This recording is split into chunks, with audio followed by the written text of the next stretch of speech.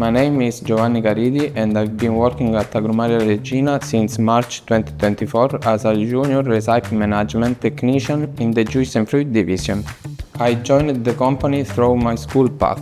I had no previous experience in the industry, so it was an exciting discovery. At first I expected to do mostly analytical lab work, but from the very beginning I found myself in a completely new world, full of interesting tasks and creative challenges.